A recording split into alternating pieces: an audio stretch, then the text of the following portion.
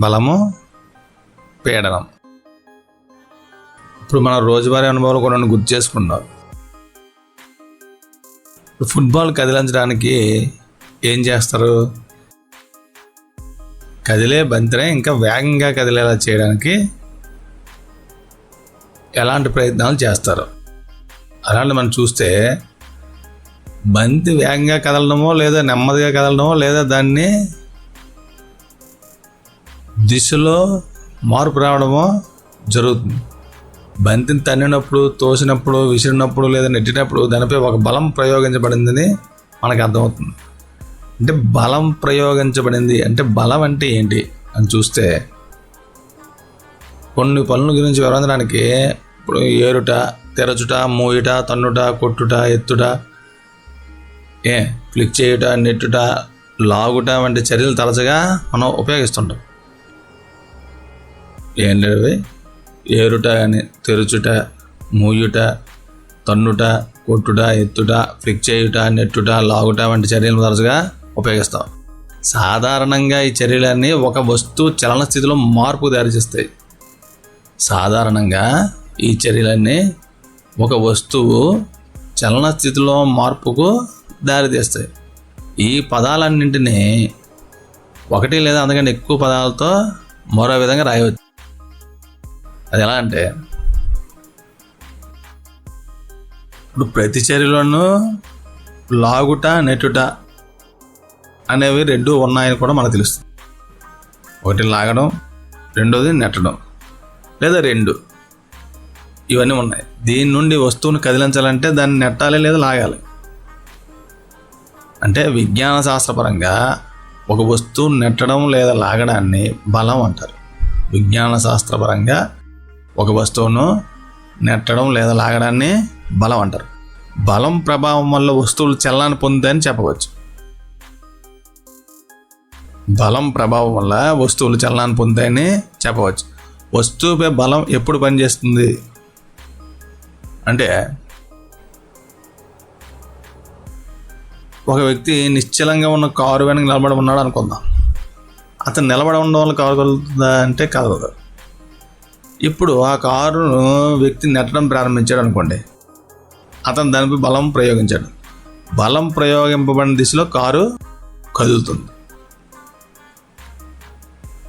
ఆ కారును కదల్చాలి అంటే వ్యక్తి దానిని నెట్టాలి అనే విషయం గమనించాలి. కారును కదల్చాలంటే వ్యక్తి దానిని నెట్టాలి అనే విషయం మనం గమనించాలి. ఇప్పుడు పటంలో చూపినట్టు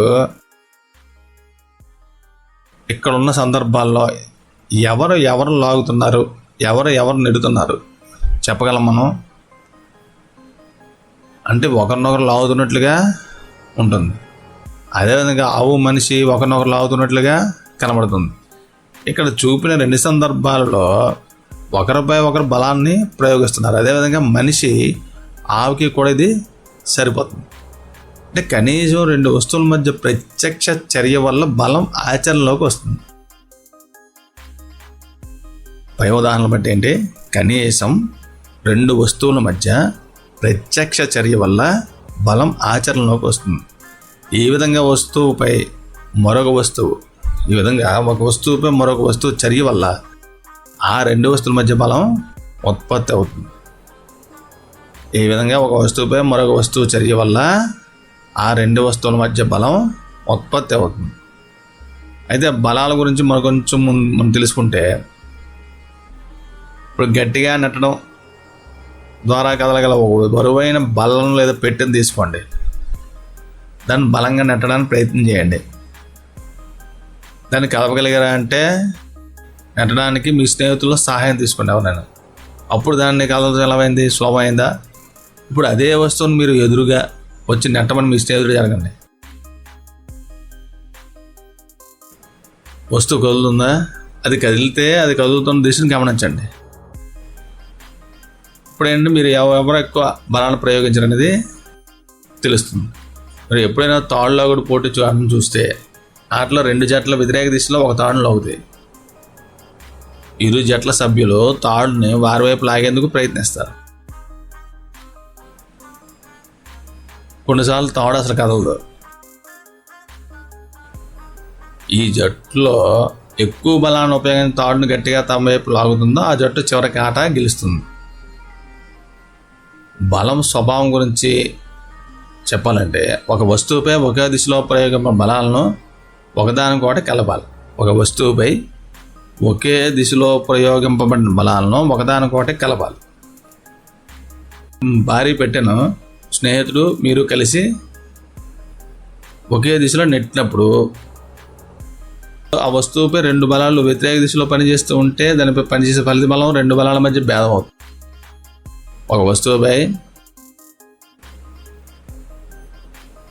ఒక వస్తువుపై రెండు బలాలు సమాన వ్యతిరేక ఒక వస్తువుపై రెండు బలాలు వ్యతిరేక దిశల్లో పనిచేస్తూ ఉంటే దానిపై పనిచేసే ఫలిత బలం రెండు బలాల మధ్య భేదం అవుతుంది.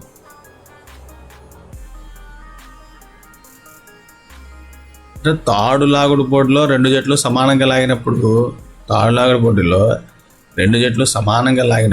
తాడు ఏ దిశలో కదలదని మనం గుర్తించాలి.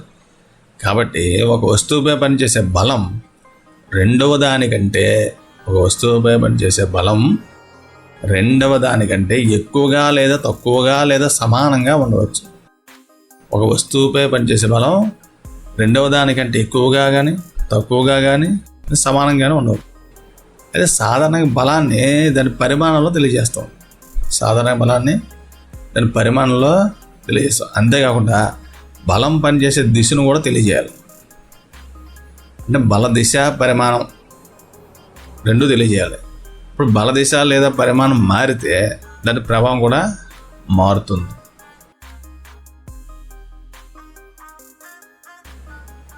ఇప్పుడు సాధారణంగా ఒక వస్తువుపై ఒకటి కంటే ఎక్కువ బలాలు పనిచేస్తూ ఉండవచ్చు. అయితే వస్తువుపై ప్రభావం దానిపై పనిచేసే ఫలిత బలం కారణంగా ఉంటుంది. సాధారణంగా వస్తువుపై ఒకటి కంటే ఎక్కువ బలాలు పనిచేస్తూ ఉండవచ్చు. అయితే వస్తువుపై ప్రభావం దానిపై పనిచేసే ఫలిత బలం కారణంగా ఉంటుంది.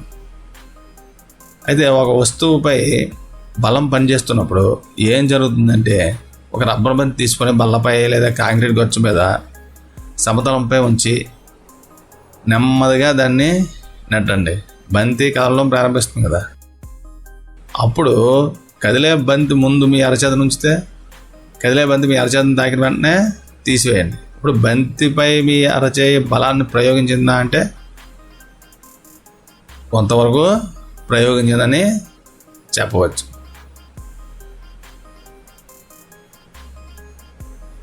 ఇలాంటి సందర్భాలు కొన్ని గుర్తు చేసుకుంటే ఆటగాడు బంతిపై బలాన్ని ప్రయోగిస్తాడు. ఉదాహరణకు ఫుట్బాల్లో పెనాల్టీ కిక్ కొడుతున్నప్పుడు ఆటగాడు బంతిపై బలాన్ని ప్రయోగిస్తాడు.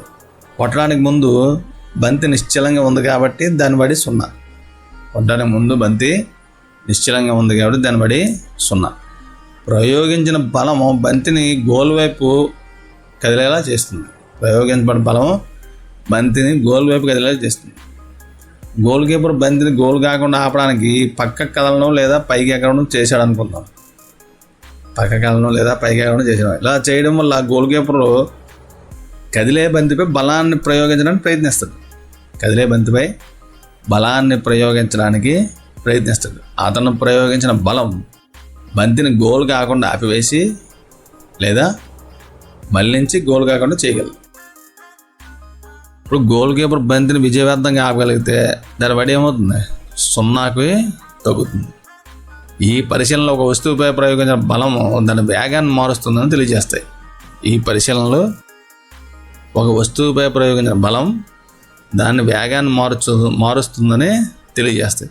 వస్తువుపై ప్రయోగించిన బల దిశ కదిలే దిశలోనే ఉంటే వస్తువు బడి పెరుగుతుంది. కదిలే దిశ వ్యతిరేక దిశలో బలాన్ని ప్రయోగిస్తే ఆ వస్తువు బడి తగ్గడానికి కారణమవుతుంది. వస్తువుపై ప్రయోగింపబడిన బల దిశ కదిలే దిశలోనే ఉంటే వస్తువు బడి పెరుగుతుంది. కదిలే దిశకు వ్యతిరేక దిశలో బలాన్ని ప్రయోగిస్తే అది వస్తువు బడి తగ్గడానికి కారణమవుతుంది. ఇప్పుడు రబ్బర్ టైర్ లేదా రింగుని నెట్టడానికి ఒకరితో ఒకరు పోటీ పడటం మనం చూస్తూ ఉంటాం. టైర్ నెట్టినప్పుడల్లా దాని బడి ఎందుకు పెరుగుతుందంటే ఇప్పుడు పై చెప్పిన విషయాలు బట్టి మనం తెలుసుకోవచ్చు.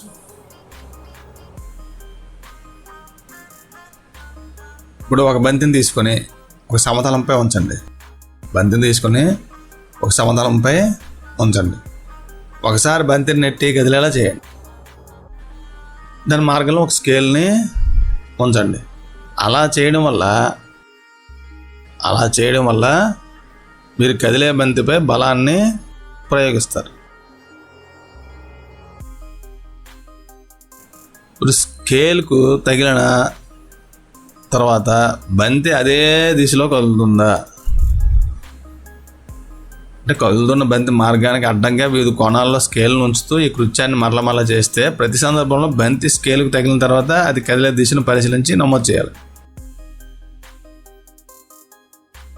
ఇప్పుడు ఏమవుతుందంటే ఇప్పుడు కొన్ని ఉదాహరణలు చూద్దాం. ఇప్పుడు వాలీబాల్ ఆటలో ఆటగాళ్ళు కదిలే బంతిని తరచుగా తమ జట్టు సభ్యుల వైపు నెట్టడం విజయవంతమైన ఎత్తుగడ. బంతిని నెట్టడం లేదా బలంగా కొట్టడం వల్ల అది కొన్నిసార్లు కోర్టు అవతల వైపు కూడా వెళుతుంది. క్రికెట్లో ఒక బ్యాట్స్మెన్ తన బ్యాట్తో బంతిపై బలం ప్రయోగించడం ద్వారా అతడు తన షాట్ను ఆడగలుగుతాడు. ఈ సందర్భంలో బంతి కదిలే దిశలో ఏమైనా మార్పు కలిగిందా అంటే కదులుతున్న బంతి వడి చలన దిశ దానిపై ప్రయోగించిన బలం కారణంగా మారుతాయి. కదులుతున్న బంతి వడి చలన దిశ దానిపై ప్రయోగింపడిన బలం కారణంగా మారుతాయి. ఒక వస్తువు వడి లేదా చలన దిశలో లేదా రెండింటిలో మార్పును దాన్ని చలన స్థితిలో మార్పుగా చెప్పవచ్చు. అనగా బలం ద్వారా వస్తువు చలన స్థితిలో మార్పు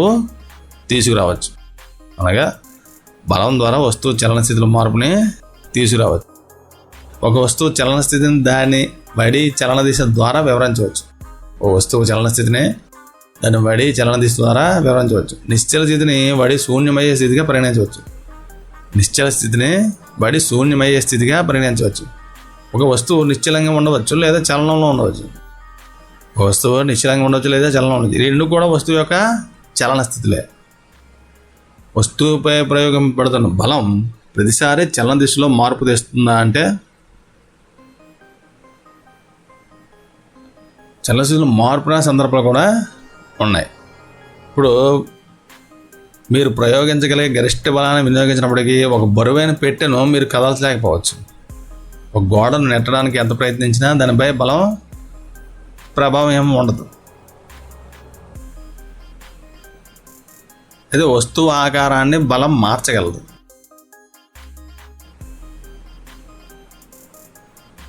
బలం ప్రభావాన్ని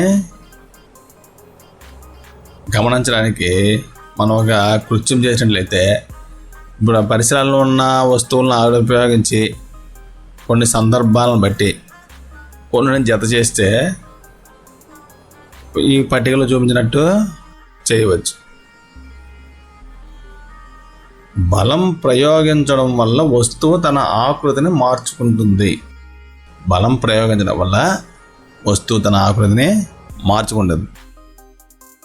ఇప్పుడు పైన చూపించిన కృత్యాలను చేయడం వల్ల చూడండి, ఒక పల్లెలో పిండి ముద్ద దాన్ని చేతులతో నొక్కుట, సైకిల్ సీటుపై అమర్చి కూర్చోవడం వల్ల సీటు పైన కూర్చోవడం ద్వారా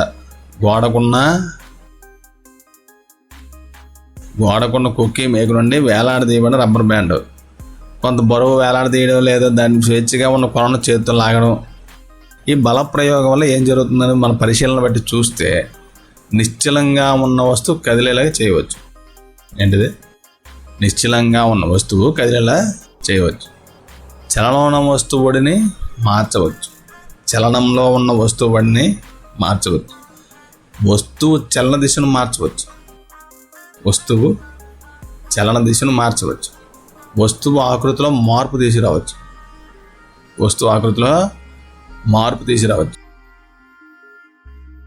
ఈ ప్రభావాలన్నింటిలో కొన్నింటి లేదా అన్నింటికి కారణం కావచ్చు.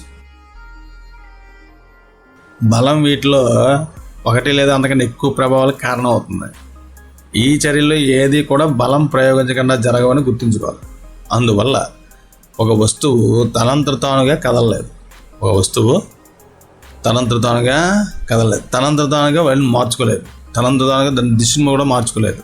ఆకారాన్ని మార్చుకోలేదు. అంటే స్పర్శ బలాలు ఒకసారి చూద్దాం. బల్లపై ఉన్న పుస్తకాన్ని తాకకుండా నెట్టుట లేదా పైకెత్తి చేయగలమా అంటే చేయలేం. అంటే ఒక వస్తువుపై బలం ప్రయోగించాలంటే మీరు వస్తువుతో ప్రత్యక్ష స్పర్శను కలిగి ఉండాలి. ఒక వస్తువుపై బలం ప్రయోగించాలంటే వస్తువుతో ప్రత్యక్ష స్పర్శను కలిగి ఉండాలి. ఈ స్పర్శ కూడా కర్ర లేదా తాడు ముక్క సహాయంతో ఉండవచ్చు. మనం స్కూల్ బ్యాగ్ లాంటి వస్తువులు నెట్టడానికి లేదా నీటితో ఉన్న బకెట్ నెత్తడానికి కావాల్సిన బలం ఎక్కడి నుంచి వస్తుందంటే మన శరీరంలోని కండరాల కదలిక వల్ల కలుగుతుంది. ఈ కండరాల కదలిక వల్ల ఏర్పడే బలాన్ని ఏమంటాం అంటే కండర బలం అంటాం. కండరాల కదలిక వల్ల ఏర్పడే బలాన్ని కండర బలం అంటాం. మన శరీరం కదలడం లేదా వంగడంతో కూడిన కృత్యాలను చేయడానికి కండర బలమే వీలు కల్పిస్తుంది. మన శరీరం కదలడం లేదా వంగడంలో కృత్యాలన్నీ చేయడానికి కండర బలమే వీలు కల్పిస్తుంది. జీర్ణక్రియ ఆహారనాళం ద్వారా నెట్టబడుతుందని తెలుసు. ఆహారనాళం ద్వారా జీర్ణక్రియలో ఆహారనాళం ద్వారా నెట్టబడుతుందని తెలుసు. అయితే ఇక్కడ కండరబలం పనిచేస్తుందా అంటే శ్వాసక్రియలో మనం శ్వాస పీల్చేటప్పుడు వదులుతున్న ఊపిరితిత్తులో సంకోచ వ్యాకోచాలు జరుగుతాయి. శ్వాసక్రియ జరగడానికి కావాల్సిన ఈ కండరాలు మన శరీరంలో ప్రయోగించే బలానికి కొన్ని ఉదాహరణలు. ఇప్పుడు జంతువులు కూడా కండరాలను ఉపయోగించి తమ శారీరక కార్యకలాపాలు ఇతర పనులు నిర్వహిస్తాయి. జంతువులు కూడా కండరాలను ఉపయోగించే శారీరక కార్యకలాపాలు ఇతర పనులు నిర్వహిస్తాయి. ఎద్దులు, గుర్రాలు, గాడిదలు, ఒంటెలు వంటి జంతువులు వివిధ పనులు చేయడానికి ఉపయోగపడతాయి. ఈ పనులు చేయడానికి అవి ఏం చేస్తాయంటే కండర బలాన్ని ఉపయోగిస్తాయి.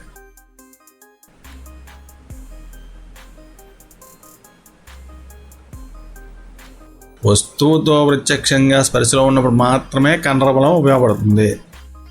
వస్తువుతో ప్రత్యక్షంగా స్పర్శలో ఉన్నప్పుడు మాత్రమే కండర బలం ఉపయోగపడుతుంది. కాబట్టి దీనిని స్పర్శాబలం అని కూడా అంటారు. దీన్ని స్పర్శాబలం అని కూడా అంటారు. తర్వాత ఘర్షణ. ఘర్షణ. ఇప్పుడు నేలపై దొల్లుతున్న బంతి వడి క్రమంగా తగ్గిపోతుంది. చివరకు నిశ్చల స్థితికి వస్తుంది. మనం సైకిల్ తొక్కడం మానేసినప్పుడు అది క్రమంగా ఆగిపోతుంది.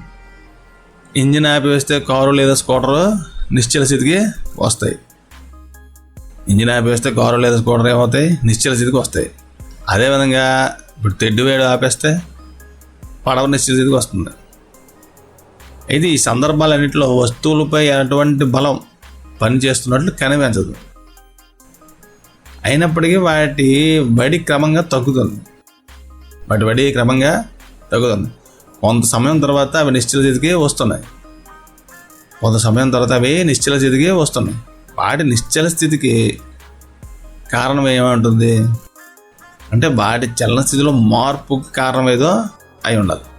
వాటిపై ఏదైనా బలం పనిచేస్తుందా అంటే ప్రతి సందర్భంలోనూ ఆ బలం ఏ దిశలో పనిచేస్తుందో మనం తెలుసుకోగలగాలి.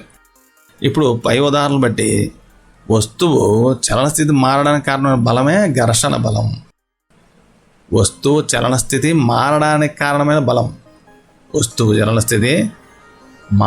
కారణమైన బలం ఏంటి? ఘర్షణ బలం. బంతి ఉపరితలానికి నేలకు మధ్య ఉండే ఘర్షణ బలం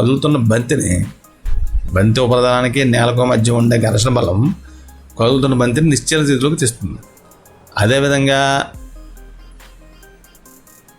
తెడ్డు వేడు ఆపేసినప్పుడు నీటికి పడవకి మధ్య ఉండే ఘర్షణ బలం వల్లనే పడవ ఆగిపోతుంది. అయితే ఘర్షణ బలం ఎల్లప్పుడూ కూడా చలించే వస్తువులపై పనిచేస్తుంది. దాని దిశ ఎల్లప్పుడూ చలించే దిశకు వ్యతిరేకంగా ఉంటుంది. ఘర్షణ బలం ఎల్లప్పుడూ చలించే వస్తువులపై పనిచేస్తుంది. దాని దిశ ఎల్లప్పుడూ చలించే దిశకు వ్యతిరేకంగా ఉంటుంది.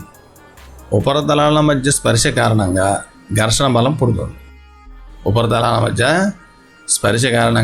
ఘర్షణ బలం పుడుతుంది. కాబట్టి ఇది కూడా స్పర్శాబలానికి ఒక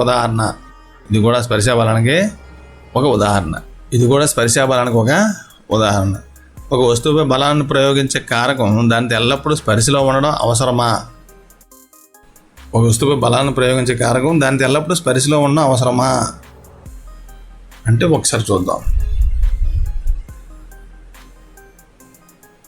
ఒక జత దండాయస్కాంతాలు తీసుకోండి. ఒక జత దండాయస్కాంతాలు తీసుకోండి. 3 గుండ్రటి పెన్సిల్లను లేదా గుండ్రటి కర్ర ముక్కలు తీసుకుని వాటిపై ఒక అయస్కాంతాన్ని పొడవు వెంబడి ఉంచండి. 3 గుండ్రటి పెన్సిల్లను లేదా గుండ్రటి కర్ర ముక్కలు తీసుకోండి. అయస్కాంతాన్ని వాటి పొడవు వెంబడి ఉంచండి. అప్పుడు రోలర్లపై ఉంచిన అయస్కాంతం ఒక కొన వద్దకు మరొక అయస్కాంతాన్ని కొనగా తీసుకురండి. రోలర్లపై ఉంచిన అయస్కాంతం ఒక కొన వద్దకు మరొక అయస్కాంతం కొన తీసుకురండి. 2 అయస్కాంతాలు ఒకదానొకటి తాకకుండా చూసుకోవాలి. ఏం జరుగుతుందంటే రోలర్లపై ఉంచిన అయస్కాంతం అదే కొన వద్దకు మరో అయస్కాంతం వేరే కొనను తీసుకొస్తే రోలర్పై ఉంచిన అయస్కాంతం దగ్గరకు మరొక అయస్కాంతం తీసుకొచ్చిన ప్రతిసారి ఏం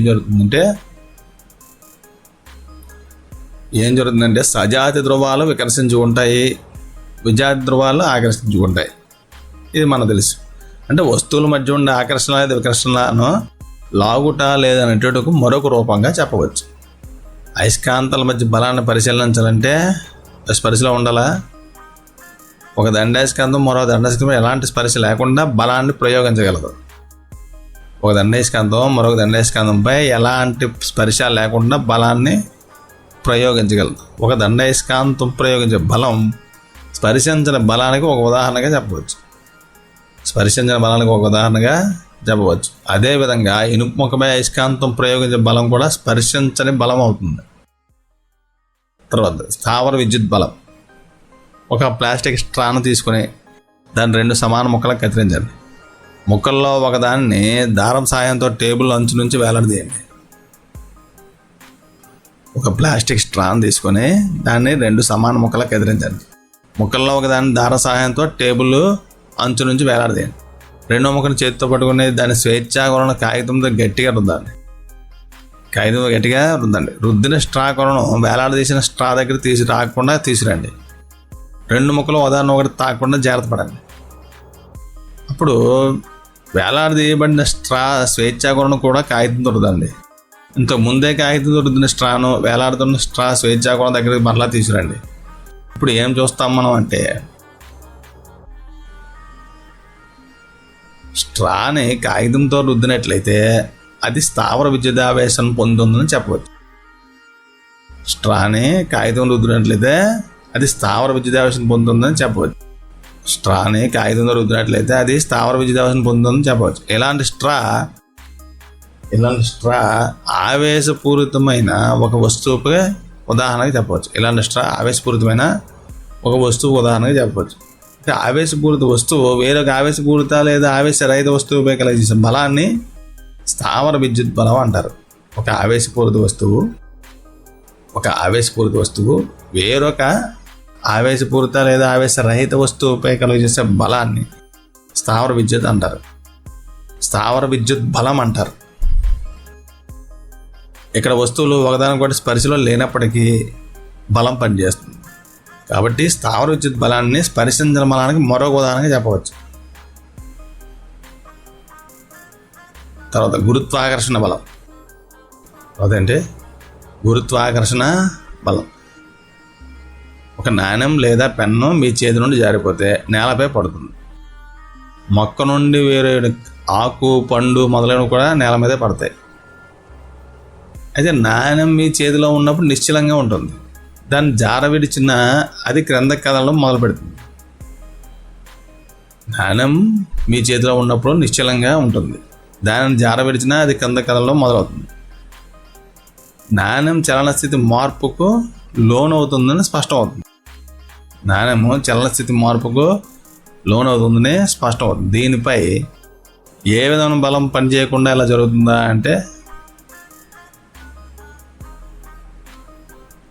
భూమి వస్తువులను లాగడం వల్ల అది తన వైపు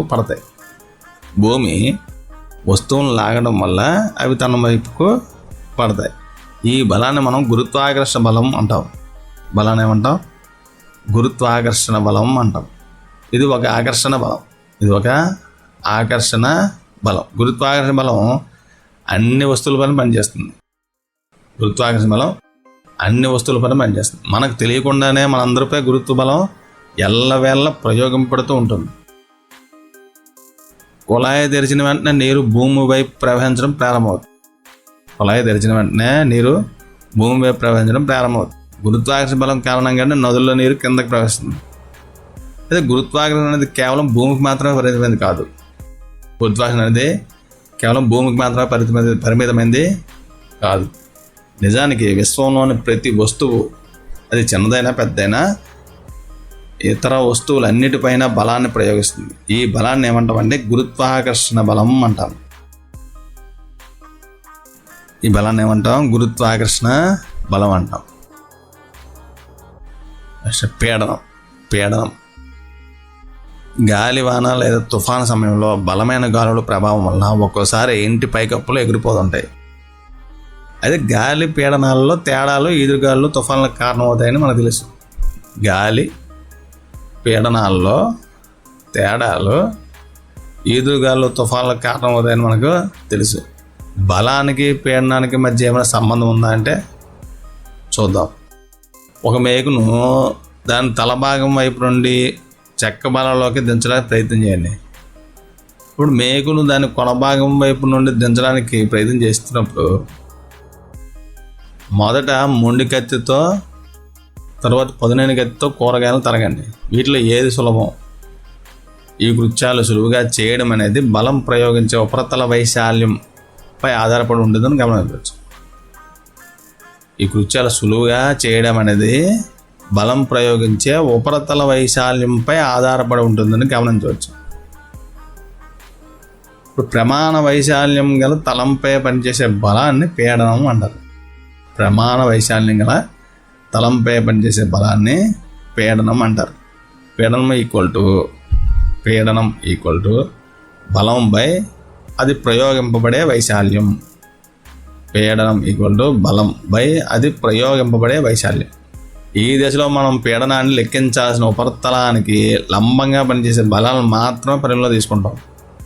ఈ దశలో మనం పీడనాన్ని లెక్కించాల్సిన ఉపరితలానికి లంబంగా పనిచేసే బలాలు మాత్రమే పరిగణలోకి తీసుకుంటాం. ఇప్పుడు భారీ బరువును మోయాల్సి వచ్చినప్పుడు కూలి తన తలపై గుండ్రంగా చుట్టూ గుడ్డను ఎందుకు పెట్టుకుంటాడంటే వారి తలతో బరువుకు ఉన్న స్పర్శ వైశాల్యాన్ని పెంచగలగాలి. అందువల్ల వారి తలపై పీడనం తగ్గుతుంది. అప్పుడు బరువు మోయడం సులువు అవుతుంది. వైశాల్యం హారంగా ఉంది, అంతే కదా ఇక్కడ. కాబట్టి తలంపై ప్రయోగింపబడిన సమాన బలానికి వైశాల్యం తగ్గితే ఏమవుతుంది? పీడనం పెరుగుతుంది. వైశాల్యం తగ్గితే పీడనం పెరుగుతుంది. మేకు తలభాగం కంటే దాని మొనభాగం వైశాల్యం తక్కువ. మేకు తలభాగం కంటే మొనభాగం వైశాల్యం తక్కువ. అందువల్ల అదే బలం మేకు కొనభాగాన్ని చెక్క బలంలోకి దించడానికి తగినంత పీడనాన్ని ఉత్పత్తి చేస్తుంది. భుజానికి తగిలించే సంచులకు సన్నని పట్టీ కానీ వెడల్పాటి పట్టీలు పెడతారు. ఎందుకంటే వైశాల్యంని పెంచే ప్రయత్నం చేయడం అన్నమాట. ద్రవాలు వాయువులు కూడా పీడనాన్ని కలుగ చేస్తాయా అంటే మనం ఇప్పుడు ప్రయోగం చేసి చూద్దాం.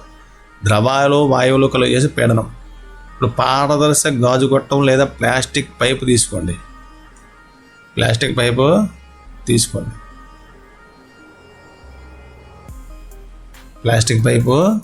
తీసుకోండి. అంటే ఈ పైపు పొడవు సుమారు 20 సెంటీమీటర్లు ఉండాలి. 20 సెంటీమీటర్లు ఉండాలి. దాని వ్యాసం ఎంత? 5 నుండి 7.5 సెంటీమీటర్లు ఉండాలి.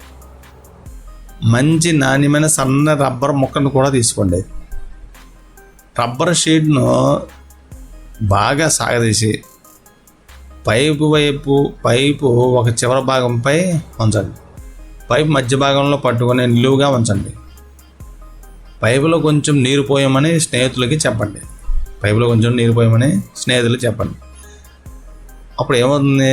పైపులో నీటి స్తంభం ఎత్తును కూడా గుర్తిస్తే మళ్ళీ రబ్బర్ షీట్లోకి నీళ్లు పోయండి.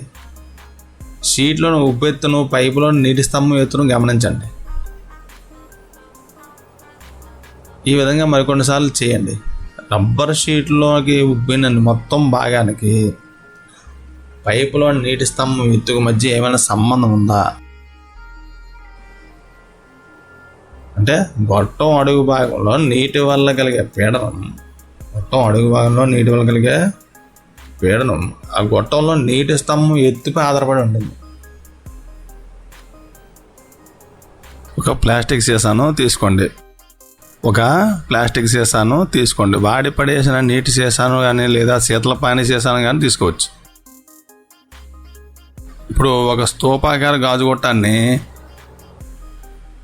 ఈ ప్లాస్టిక్ బాటిల్ అడుగు భాగం కంటే కొన్ని సెంటీమీటర్ల ఎత్తులో ఉంచండి.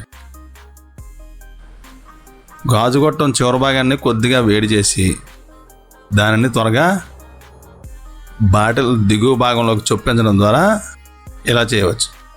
అతుకు నుండి నీరు బయటికి కారకుండా చూసుకోండి. ఎక్కడైనా కారుతూ ఉంటే కరిగిన మైనంతో దాన్ని మూసివేయండి. అయితే గాజు గొట్టపు చివరి భాగాన్ని సన్నని రబ్బర్ షీట్తో మూయండి. సీసా సగభాగం వరకు నీటితో నింపండి. మీరు ఏం గమనించారు అంటే గాజు గొట్టానికి అమర్చిన రబ్బర్ షీటు ఎందుకు ఉబ్బెత్తుగా మారింది అంటే రబ్బర్ షీటు కింద భాగం కాకుండా సీసా పక్క భాగంలో అమర్చండి. రబ్బర్ షీటు కింది భాగంలో కాకుండా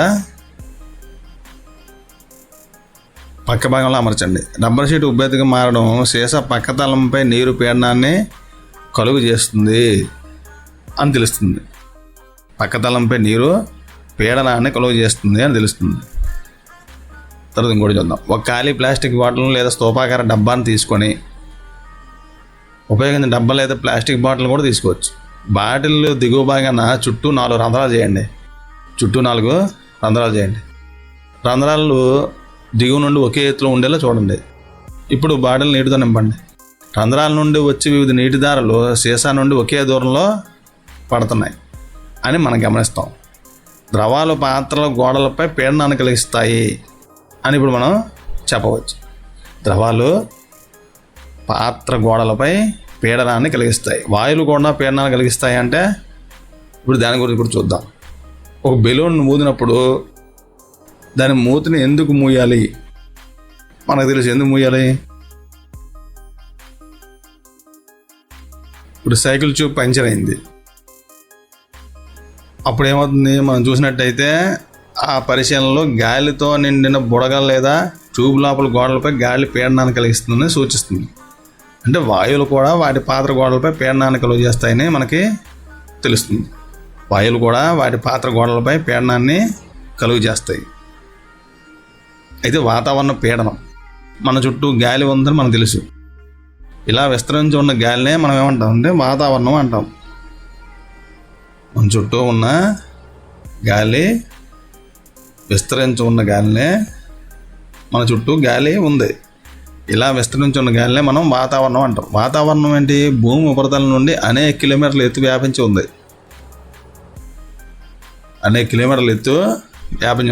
ఈ గాలి వల్ల కలిగే పీడనాన్ని ఏమంటాం మనం? వాతావరణ పీడనం అంటాం. గాలి వల్ల కలిగే పీడనాన్ని ఏమంటాం? వాతావరణ పీడనం అంటాం. ప్రమాణ వైశాల్యం గల తలంపై పనిచేసే బలాన్ని పీడనం అంటారు. ప్రమాణ వైశాల్యం గల తలంపై పనిచేసే బలాన్ని పీడనం అంటారు.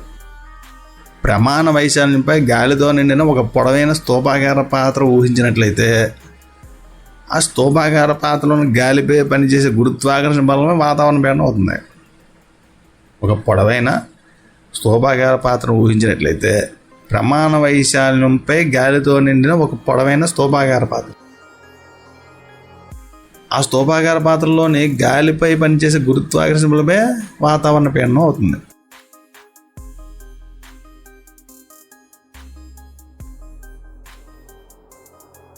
ఇప్పుడు చిన్న ప్రయోగం చేద్దాం. మంచి నాణ్యమైన రబ్బర్ చక్కెర తీసుకోండి.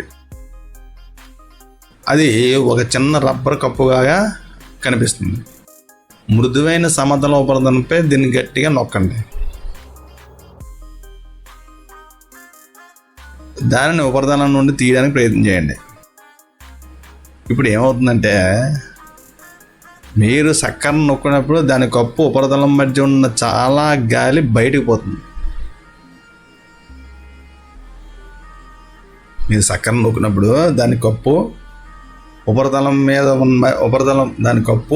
మధ్య ఉన్న చాలా గాలి బయటికి పోతుంది. వాతావరణ పీడనం దానిపై పనిచేయడం వల్ల చక్కెర ఉపరితలంపై అంటుకుంటుంది. చక్కెర ఉపరితలం నుండి లాగాలంటే ప్రయోగింపబడిన బలం వాతావరణ పీడనం కంటే ఎక్కువ ఉండాలి. వాతావరణ పీడనం కంటే ఎక్కువ ఉండదు. ఈ కృత్యం వాతావరణ పీడనం యొక్క పరిమాణాన్ని తెలియజేస్తుంది. నిజానికి చక్కెర ఉపరితలం మధ్య గాలి లేనట్లయితే చక్కెరని దాని ఉపరితలం నుండి బయటికి లాగడం అనేది సాధ్యం కాదు. ఇది వాతావరణ పీడనం ఎంత అధికంగా ఉంటుందో తెలియజేస్తుంది మనకి. ఇప్పుడు 15 సెంటీమీటర్ల నుండి 15 సెంటీమీటర్ల వైశాల్యం ఉన్న వాతావరణం అంత ఎత్తున్న గాలి స్తంభం వల్ల కలిగే బలం ఎంత అంటే 15 సెంటీమీటర్లు ఇంటూ 15 సెంటీమీటర్లు అంటే ఇంచుమించు మన తల వైశాల్యం. 15 సెంటీమీటర్లు ఇంటూ 15 సెంటీమీటర్లు. వాతావరణం అంత ఎత్తున్న గాలి స్తంభం వల్ల కలిగే బలం ఎంత అంటే 225 కేజీ. 225 కేజీ లేదంటే 2250 న్యూటన్.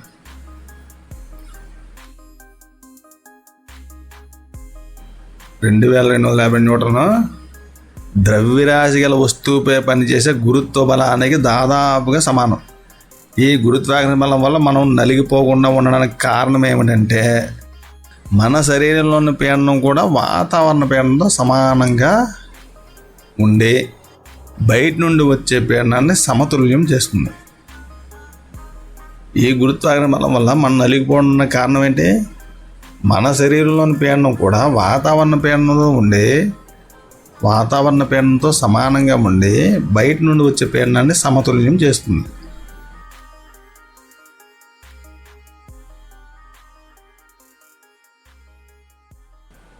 ఘర్షణ. ఇప్పుడు ట్రాఫిక్ సిగ్నల్ వద్ద వాహన వేగాన్ని తగ్గించే కారు లేదా ట్రక్ డ్రైవర్ని చూసి ఉండొచ్చు కదా.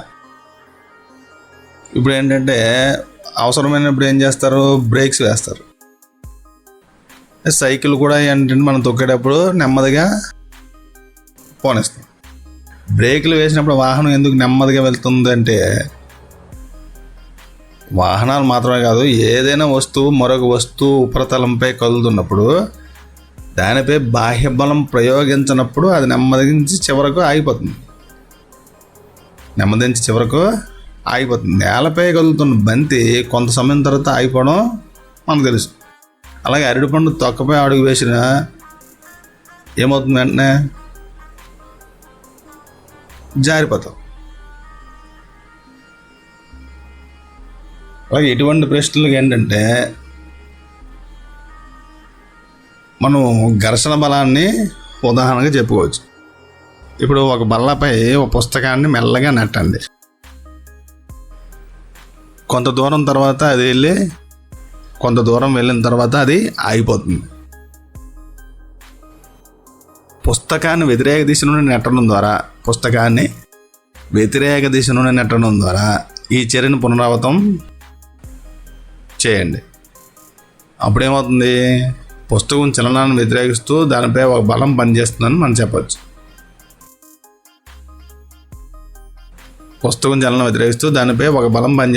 చెప్పవచ్చు. ఈ బలాన్ని ఏమంటామంటే ఘర్షణ బలం అంటాం. అంటే బలాన్ని ఎడమవైపు ప్రయోగిస్తే ఘర్షణ కుడివైపున పనిచేస్తుంది. బలాన్ని కుడివైపు ప్రయోగిస్తే ఘర్షణ ఎడమవైపు పనిచేస్తుంది. బలాన్ని కుడివైపు ప్రయోగిస్తే ఘర్షణ ఎడమవైపు పనిచేస్తుంది. రెండు సందర్భాల్లోనూ పుస్తకం కదలికను ఘర్షణ బలం వ్యతిరేకిస్తుంది.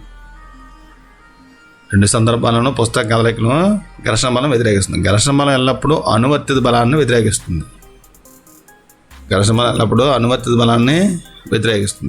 పుస్తకం బల్ల ఉపరితలాల మధ్య ఘర్షణ బలం పనిచేస్తుంది. అన్ని ఉపరితలాలకు ఘర్షణ ఒకేలా ఉంటుందా? అది మనం ఇప్పుడు చూద్దాం. ఇప్పుడు ఘర్షణను ప్రభావం చేసే కారకాలు ఏంటంటే, ఒక ఇటుక చుట్టూ తీగను చుట్టండి.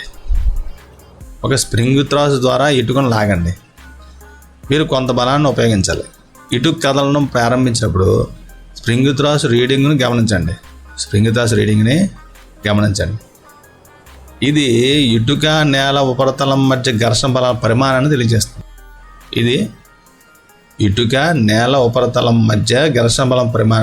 తెలియజేస్తుంది. ఇప్పుడు పాలిథిన్ ముఖం చుట్టి పునరావృతం చేయండి. పై 2 సందర్భాల్లో స్ప్రింగ్ త్రాసు రీడింగ్ని గమనించండి. తర్వాత స్ప్రింగ్ త్రాసు అనేది ఒక వస్తువుపై ప్రయోగించబడిన బలాన్ని కొలవడానికి వాడే పరికరం. ఇది ఒక చుట్టబడిన స్ప్రింగ్ను కలిగి దానిపై బలాన్ని ప్రయోగించినప్పుడు సాగుతుంది. స్ప్రింగ్ సాగుదలను గ్రాడ్యుయేట్ స్కేల్పై కదిలే సూచిక ద్వారా కొలుస్తారు. స్కేలుపై ఉన్న రీడింగ్ బలం పరిమాణాన్ని తెలియజేస్తుంది. ఇప్పుడు ఇంకో గురించి చూద్దాం. ఒక మృదువైన నేలపై లేదా ఒక బల్ల మీద ఒక వాలుతలాన్ని ఏర్పాటు చేసి ఒక చెక్క బోర్డుని ఇటుకలు లేదా పుస్తకాల సాయంతో ఏటవాలుగా నిలబెట్టండి. వాలుతలంలో ఏవైనా బిందువు ఏ వద్ద పెన్నుతో గుర్తును ఉంచండి.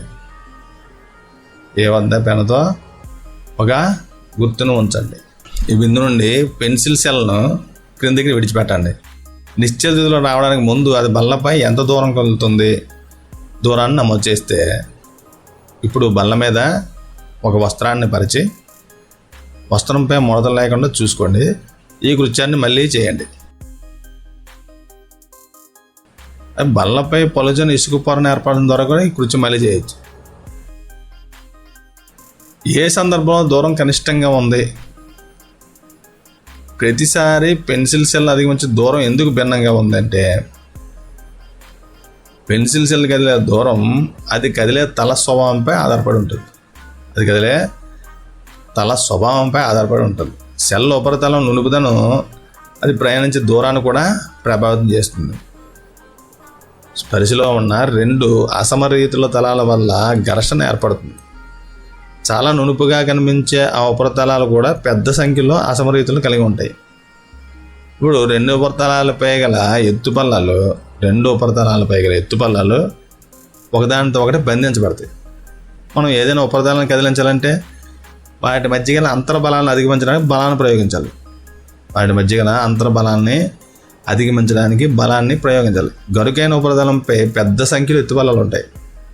కాబట్టి ఉపరితలం గరుగ్గా అరుదన ఉంటే ఘర్షణ బలం ఎక్కువగా ఉంటుంది.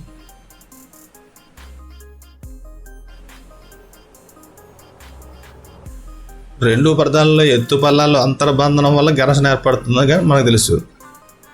ఇప్పుడు 2 ఉపరితలాల్లో ఎత్తుపల్లాలు అంతర్బంధనం వల్ల ఘర్షణ ఏర్పడుతుందని మనకు తెలుసు. 2 ఉపరితలాలను గట్టిగా నొక్కితే ఘర్షణ బలం పెరుగుతుందని స్పష్టంగా తెలుస్తుంది.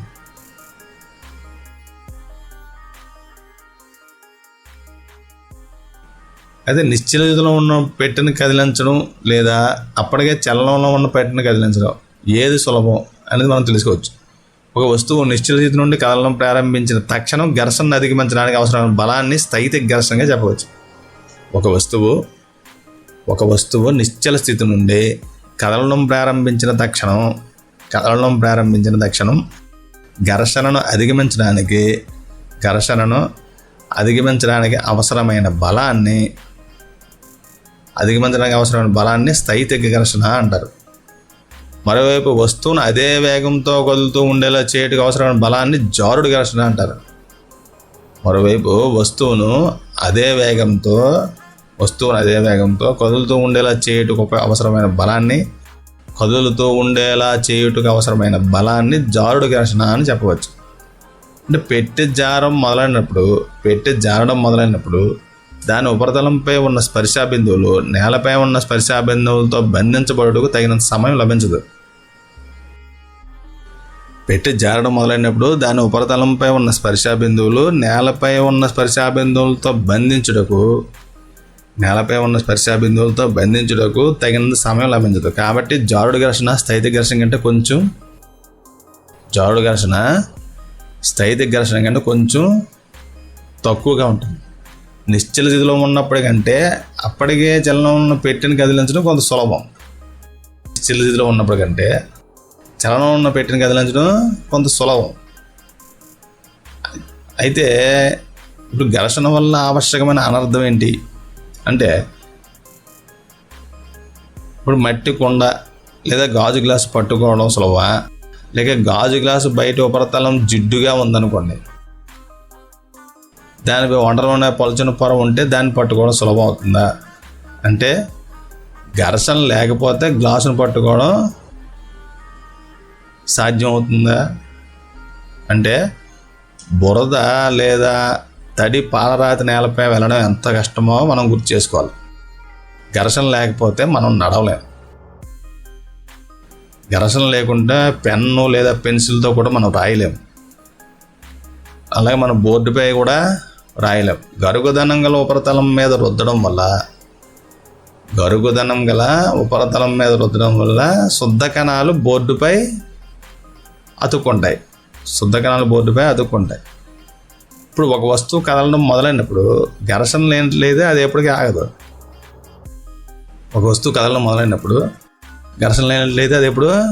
ఆగదు. మోటార్ వాహనాల టైర్లు, రోడ్లకు మధ్య ఘర్షణ లేకుంటే వాటిని కదిలించడం లేదా ఆపడం లేదా చలన దిశను మార్చడం, పక్కకు తిప్పడం అసలు సాధ్యమే కాదు. మనం గోడపై మేకును కొట్టలేము, అసలు ఒక ముడి వేయలేము. ఘర్షణ లేకుండా ఏ భవనం నిర్మించబడదు అసలు. మరోవైపు ఘర్షణ ఒక అనర్థం కూడా. ఎందుకు అంటే ఇదేంటంటే స్క్రూలు, బాల్ బేరింగ్లు లేదా బూట్లు అడుగు భాగం వంటి వాటిని అరదీస్తుంది. రైల్వే స్టేషన్లో కాలినడకన వంతెలపై అరిగిపోయిన మెటలు మీరు చూసే ఉంటారు. ఘర్షణ వేడిని కూడా ఉత్పత్తి చేస్తుంది. కొన్ని నిమిషాల పాటు మీ అరచేతులను గట్టిగా రుద్దారనుకోండి, అప్పుడు మనకేమనిపిస్తుంది? వేడిగా అనిపిస్తుంది. మీరు అగ్గిపుల్లను గరుగుతలంపై గీసినప్పుడు మాత్రం అది మండుతుంది. మిక్సీ జార్ను వాడినప్పుడు కొన్ని నిమిషాల పాటు అది వేడిగా ఉండడం మనం చూడవచ్చు. అది కొంత సమయం వేడిగా ఉండడం మనం గమనించవచ్చు. మీరు ఘర్షణ వల్ల ఉష్ణాన్ని ఉత్పత్తి చేసే అనేక ఇతర ఉదాహరణలు చెప్పవచ్చు.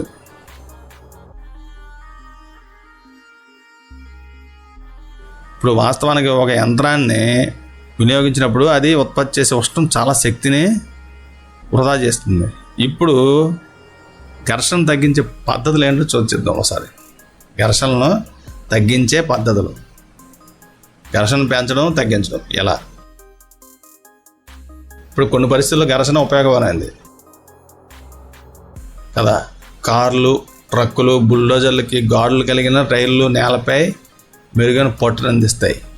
సైకిళ్ళు, మోటార్ వాహనాల బ్రేక్ సిస్టమ్లతో బ్రేక్ ప్యాడ్లను ఉపయోగించడం వల్ల మనం ఘర్షణను పెంచవచ్చు.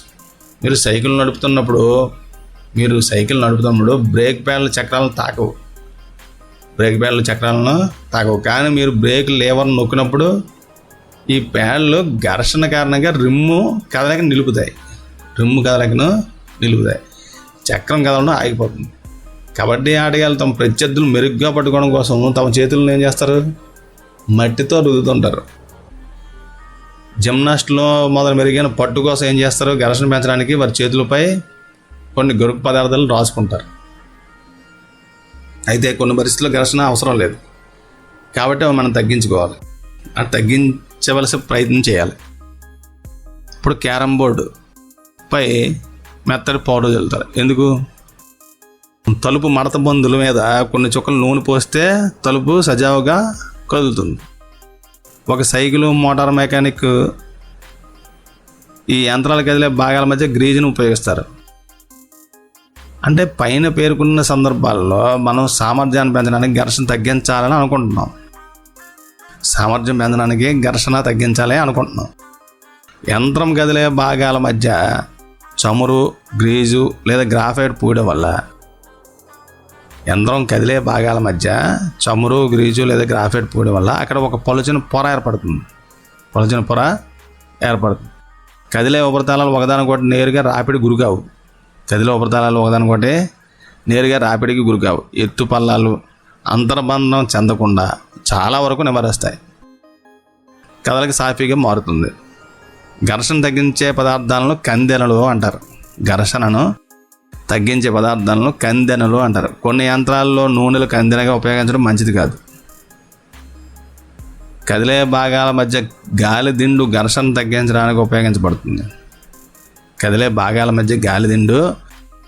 తగ్గించడానికి ఉపయోగపడుతుంది. చక్రాలు ఘర్షణ తగ్గిస్తాయి.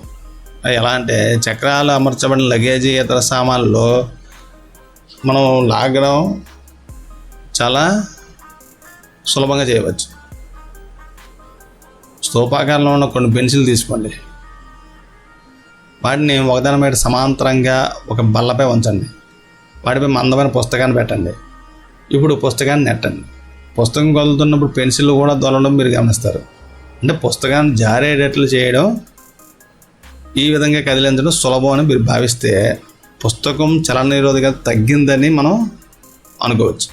దొంగలను కింది భాగాన ఉంచి భారీ యంత్రాన్ని తరలించడం కూడా మనం చాలా సందర్భాలు చూసే ఉంటాం. ఇప్పుడు ఒక వస్తువు మరొక వస్తువు ఉపరితలంపై దొర్లుతున్నప్పుడు దాని కదలికకు ఉండే నిరోధకతను దొర్లుడి ఘర్షణ అంటారు. దాని కదలికకు ఉండే నిరోధకతను దొర్లుడి ఘర్షణ అంటారు. దొర్లడం అనేది ఘర్షణను తగ్గిస్తుంది.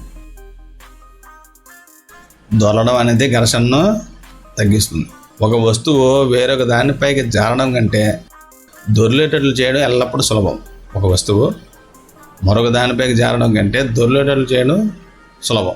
రోలర్లు అమర్చిన సామాన్లు లాగడం అనువుగా ఉంటుంది.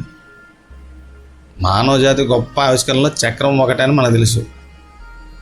దొర్లుడు ఘర్షణ స్థైతిక ఘర్షణ కంటే తక్కువ కాబట్టి బాల్ బేరింగ్లను ఉపయోగించడం ద్వారా జారుడుకు బదులు దొర్లేటట్లు చేస్తారు. దొర్లుడు ఘర్షణ స్థైతిక ఘర్షణ కంటే తక్కువ కాబట్టి బాల్ బేరింగ్లను ఉపయోగించడం ద్వారా జారుడుకు బదులు దొర్లేటట్లు చేస్తారు. చక్రాల మధ్య భాగం, సీలింగ్ ఫ్యాన్లు, సైకిళ్ళ ఇరుసుల మధ్య బాల్ బేరింగ్లను ఉపయోగించడం అనేవి మనకి సాధారణంగా కొన్ని ఉదాహరణలుగా చెప్పవచ్చు.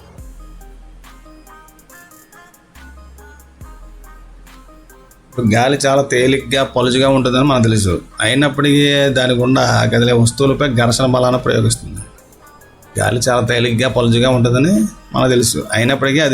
కదిలే వస్తువులపై ఘర్షణ బలాన్ని ప్రయోగిస్తుంది. అదేవిధంగా నీరు, ఇతర ద్రవాలు వాటి ద్వారా వస్తువులు కదిలినప్పుడు ఘర్షణ బలాన్ని కలిగిస్తాయి. శాస్త్రీయ భాషలో వాయువులు, ద్రవాల సాధారణ పేరు ప్రవాహులు. వాటి సాధారణ పేరేంటి? ప్రవాహులు. కాబట్టి ప్రవాహులు వాటి గుండా చలనం ఉన్న వస్తువులపై ఘర్షణ బలాన్ని కలిగిస్తాయని మనం చెప్పవచ్చు.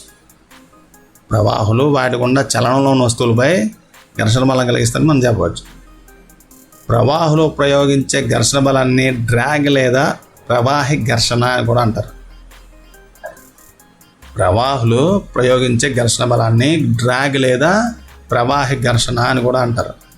ప్రవాహంలోని వస్తువులపై ఘర్షణ బలం ప్రవాహితో సంబంధించి దాని సాపేక్ష వేగంపై ఆధారపడింది.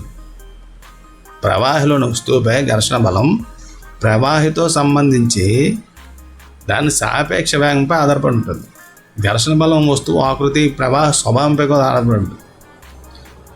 ప్రవాహిలోని వస్తువుపై ఘర్షణ బలం ప్రవాహితో సంబంధించి దాని సాపేక్ష వేగంపై ఆధారపడి ఉంటుంది.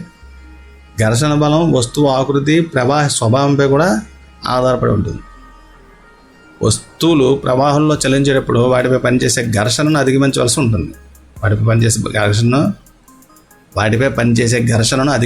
ఉంటుంది. ఈ ప్రక్రియలో అవి శక్తిని కోల్పోతాయి.